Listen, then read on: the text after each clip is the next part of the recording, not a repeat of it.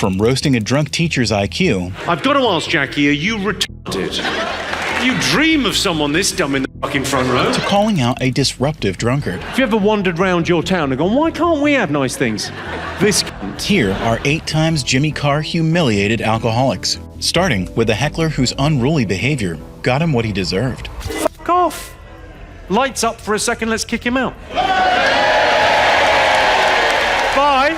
The drama unfolded when a heckler tried to be as funny as Jimmy. What were you saying that was so urgent there, sir? They say you both are going to plant their shrubs. Right. A swing and a miss, but you thought that was going to be funny. It got cool. What, sorry? Call them as I see it. Calls them as I see it. Aye. And the heckler's denial of being unfunny only got more painful with Jimmy's constant jabs. Are you... No, it's all right. Are you going to cry? Shout something funny or fucking shut up.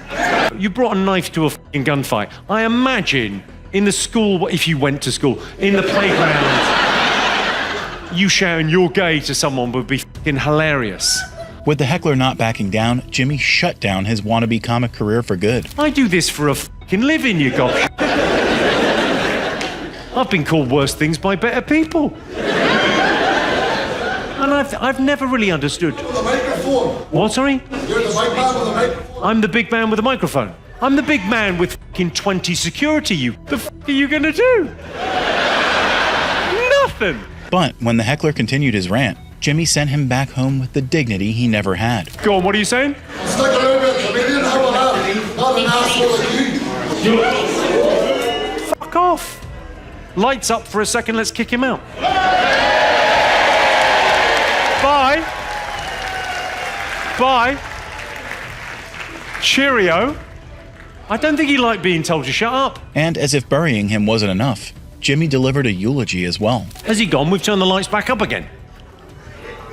Has he f***ed off? But oh, it's all right, I'll always remember you. Well, I won't remember you specifically, but I'll always have the £35. Fucking hell, some people are weird, aren't they? He must have seen heckle videos, and yet somehow didn't get how that works. While Jimmy expelled the wannabe comedian from comedy class, the next one turned out to be a teacher who needed schooling herself. What, sorry? Hello. You're having a terrific time. God love you. What's your name, madam? Jackie. Hi, Jackie. What do you do, Jackie? I teach. You teach. Is that a good idea? When you say you teach, Jackie, do you mean you serve as an example to others? Know your limits alcohol-wise. Jackie. Just when Jimmy thought he was done with her, Jackie proved she isn't the sharpest pencil in the class. Actually, while I've got you, Atlantic City, a quick public service announcement. Ladies, the secret to the perfect hand job. Use your mouth. Sorry, Jackie has... That's not a hand job. That is the definition of not a hand job. Right, Jackie. Has anyone got a pen? That's a blowjob, apparently. When she tried clapping back, Jimmy graded her comeback's U for unfunny. I've got to ask, Jackie, are you retarded? You think I might be retarded? No, Okay. So, what's your name? Jimmy. Your name's Jimmy? Hi, Jimmy. I feel like you could do better. When pitchforks started rising, though, Jimmy reminded the class that Jackie was premium material for the night. I'm sorry. Who's throwing her out? Throw her out? The hilarious drunk retarded lady?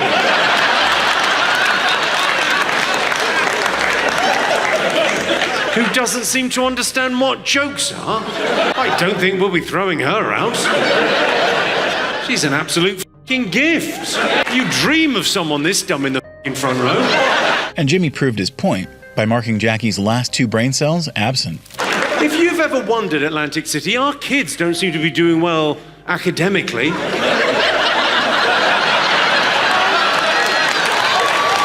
think I might have found the f***ing answer. Different people are getting different things out of this show. Jackie is happy to be spending a night indoors. When Jackie continued to disappoint, though, Jimmy gave her a failing grade. and security a thumbs up. I don't give a You don't give a fuck. No, why would you give a fuck? Also, quite a short little skirt for the front row, I'd say. Hey, let's look at the positive. Your cervix is fine. Security are standing by to escort you from the building. Huh. Good luck, it's a fucking live one. While it was just a heckler this time, even a comedian like Nikki Glaser got the same treatment when she shared her alcoholic past on her podcast. I think I know someone who's going to start drinking again. That's the thing. Like, Mummy needs a livener. wait, what? Okay. Get Mummy's special juice. Wait. Get Mummy's special juice. That's You how have I to grew Uber up. to school. The AA meeting started with Jimmy and Nikki taking the mic. I'm coming up on 7 years, December 9th, of not drinking alcohol. So what was the thing? What was the low point? What was the I felt the same way. I was like, I wasn't happy. I saw everyone's careers that I wanted around me who were successful people in comedy, and I realized, oh, they all don't have a drinking problem. Either they don't drink. Later, when Nikki commented on bar culture, Jimmy used her own words to destroy her. And when you aren't drinking as a single woman and guys are like, can I buy you a drink? I'm always like, no, but you can like give me like a Starbucks gift card. Just for a couple of drinks, you can sleep with the guy. But if he gives you $14, you really feel like a budget. I would love that. Nikki Glaser, budget. That could be the new special title. When Nikki started taking Jimmy's relationship advice too seriously, though, he sobered her up with a hangover of truth. I think you should start a family right now. I think you would No make interest. I would be a great mom. Oh, so I didn't think so, but no, I think you're running out of things to talk about in your comedy specials. I think you should have a family. You think That you'd be is a not great wrong. You think you'd be a great mom? Oh, yeah. And Jimmy's last parody hit Nikki harder than her vodka shots ever did. I think I know someone who's going to start drinking again. That's the thing. Like, Mummy needs a livener. wait, what? Okay. Get Mummy's special juice. Wait. Get Mummy's special juice. That's You how have I to grew Uber up. to school. Jimmy. That Uber driver's cute. Tell him I like him. Not stopping at comedians, Jimmy took it to the next level by roasting an entire country of bagpiping alcoholics. Of course, not all Scottish people are alcoholics. A lot of you are recovering alcoholics with drug problems. Let's face facts, Glasgow. If you Scottish ever find a way to deep fry whiskey, you are fucked. Before the Scots could sober up, though, Jimmy hit them with a final pint glass punchline. Interesting little fact for you, hopscotch was originally invented in Glasgow by children trying to step over their alcoholic parents. True story. And just like the Scottish kids avoided drunk parents, this next heckler had to start dodging Jimmy's roasts after recycling his own joke against him. What, sorry? Do me a favour. What? That's literally the joke I just made. Although I like you. Do me a favour. I'm from Central Casting. Oi, oi. And Adam's heckle got him the premium package of Jimmy's roast vacation. What's your name, my friend? Adam. Adam, what'd you do, Adam? Not a lot. It's for the best, Adam. You'd only f*** up. I don't want to be a dick about it, but Adam's at the early show because an ankle tag's going to go off at 9:30. Do you even call it an ankle tag? I like to call it chav nav. Still highly drunk, Adam tried stepping into Jimmy's shoes again, only to trip over his own tongue. Stop right there. Stop right there. Right, so my surname is Pratt, P-R-A-T-T. Okay. Name is Adam A. Pratt. Right. It's not easy being funny, is it? Swing and a miss, I'd say, Adam. Despite the show-stealing attempt, Jimmy didn't wrestle a clown who was already juggling himself. I'd say first day of primary school, you're on a f***ing winner there. Jimmy, Yes. I love you. Sorry, was I interrupting? I love you. I love you too, but I think we should see other people. A messy breakup now. While feeling sympathetic for him, Jimmy still made sure he had the worst hangover of his life. Oh, has someone gone over to have a word? No, don't worry, I'll deal with this. Don't worry about Adam, he's f***ing fine. Day drinking's not for everyone, that's what we've learned. You sometimes see people in a park with a, can of strong cider in the afternoon. You think, whoa, I don't know whether I could handle that. He's found out the hard way. He can't f***ing handle that. And Adam's next comedy attempt got him a Weight Watchers membership instead. You'd like jokes about? Please, have at it. Shh, not you. Go on, any room in that hot air balloon? I don't know how large the hot air balloon's going to be, but to carry that won't be easy. Just saying, Adam's a big unit. Looks like someone's drawn a face on a thumb. With Adam still not getting the hint, Jimmy introduced him to a new weight loss plan. No. Adam, you're one more interruption away from ruining your evening. And I don't want you to, Adam.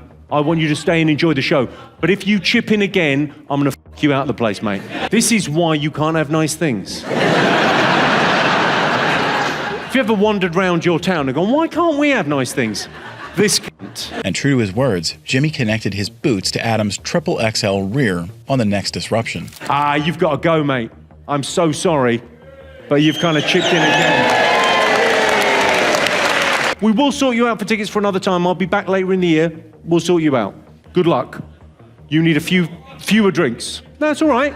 Look, we've all had a few too many drinks and made cuts of ourselves at some stage. But the funniest moment of the night wrote itself when Adam stumbled out and his wife upgraded herself to being single. He's off to find his neck. All right, let's do a GoFundMe and buy a lot of Ozempic. Did the missus stay? You stayed. You f***ing trooper. What a woman. It must be like a wardrobe falling on you with a key in it. You're lucky to be alive. But just like Adam wasn't his wife's sober choice, Jimmy shared the drinks that were no one's usual choice in his 2005 special. I like drinking. I prefer being drunk than getting drunk. I'm not very keen on beer and wine, but I like the interesting things you order when you're drunk. What Jimmy wasn't expecting, though, was to get a living contradiction of his joke right away. It's the same with the Flaming Zambuca. No one's ever ordered one of those sober. You've ordered a Flaming Zambuca sober? It's not a drink. Naturally, Jimmy put out the woman's fiery shots with a common sense extinguisher. The clue as to why you shouldn't order one, madam, is the fact it's on fire. It's the equivalent of walking into a kitchen going, I'm a bit thirsty. There's a glass and a tap. Jimmy then dropped the only practical point of that drink. The only reason I could possibly think of to order a Flaming Zambuca when sober is if you meet a girl and she's something just a little bit special. Yeah? Maybe you've been out on 2 or 3 dates, you've established she's beautiful, she's intelligent, she's funny. And like a spilled Flaming Sambuca, the joke kept getting better, like a wildfire. That can be an awkward thing to bring up. Much better, I think. Take her out for a drink. 2 Flaming Zambucas, please. No, they're both for you. Finishing it off, Jimmy turned the lady's own flaming shots into ammo and blasted her city apart. I'm terribly sorry, I was asking kind of a London audience, do you drink Flaming Zambucas when sober? If I thought there were people in from Newcastle... While Jimmy just poked the casually drinking women, the real fireworks started with the hecklers who were already 3 sheets to the wind. Good. Any questions so far? How old? What? How old? How old? Yeah, grammar, we're in a hurry. But the guy's next unintentional blunder became the show's headline itself. How old? Not how old are you, or would you mind telling us how old you are? How old? 28. Leave it to Jimmy, though, to not only get the show's spotlight back, but also turn it into material. Well, have a guess. How old do you think I am? 12. You think I'm 12? You shouldn't even be having those kind of thoughts about me then. Do you know they've done that in Mexico? Do you know what the age of consent is in Mexico? It's 12. That's one way to deal with a paedophilia problem, isn't it? But Jimmy's Mexican joke turned dangerously real when he met a guy whose drunken night ended in a puddle at the worst place possible. Can you please heckle my mate Alan for pissing on my daughter's bedroom floor after a night on the lash? Mark. And Jimmy immediately called out Alan's suspicious justification. You were sleeping? Not with his daughter. Not with his daughter. I feel social services need to get involved. What? You were sleeping and you'd done a wee? You need to get your prostate checked. Before moving on, though, Jimmy gave Alan a full medical disclaimer. A very nice doctor is going to finger your bum. You are not going to love it. That's the best case scenario. Worst case scenario, at 53 years you go, ooh. I feel alive. While Alan just needed a checkup, this next heckler needed a full-on intervention when his drunk ramblings were barely recognizable as human speech. Yeah, man. What is it, adenoids?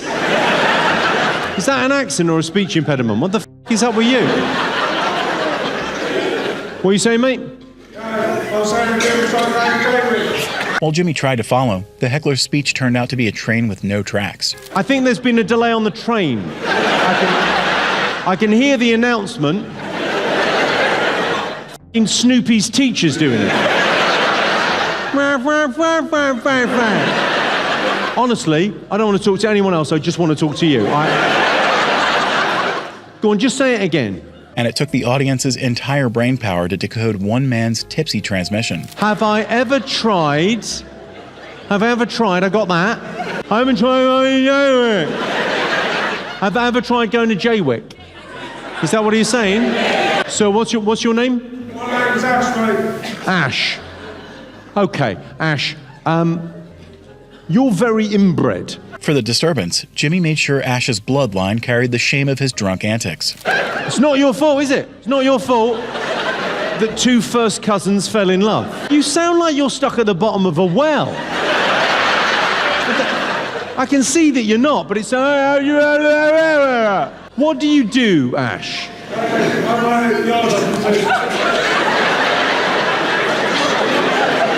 As it turned out, however, translation wasn't the audience's only talent. You seem to be able to translate this. The f is that? Go on. If he turns out to be a speech therapist, it would be fucking genius, though, wouldn't it?